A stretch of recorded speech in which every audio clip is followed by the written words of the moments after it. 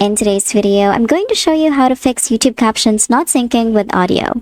So without further ado, let's get started. First things first, you're going to open your browser, and then we're going to start with the first solution. So if captions become misaligned, the fastest fix on PC is to simply refresh the page. So let's just open a video right here. Let's say I'm going to open this one, and then let's say that the caption in this one is just misaligned. So what you can do is to simply refresh the page by clicking on F5 from your keyboard, or just restart your web browser. You can also just click on the refresh button right here on the top left corner, and then this will clear temporarily the buffer issues that often cause audio-visual desync.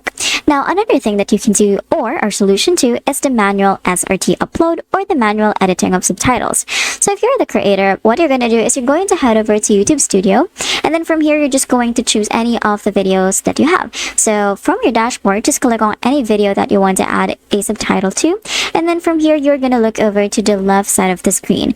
Now from here, you will see this subtitles or captions. So what you're going to do is you're just going to set the automatic captions for this one. So if your video is eligible, then you will have it, or you will have the option to add an automatic caption. And also, if your video isn't eligible for the automatic captions, you can just head over to the editor right here. Again, from the left side, you're going to head on get started, and then from here you can just add some text. Now if this option doesn't appear for you, then you may just have to re-edit the video. Now another thing that you can do is to clear your cache. So if all of these methods really don't work, then this is your last resort. So you're just gonna head over to your browser settings from the top right corner of the screen, and then from here just click on delete browsing data.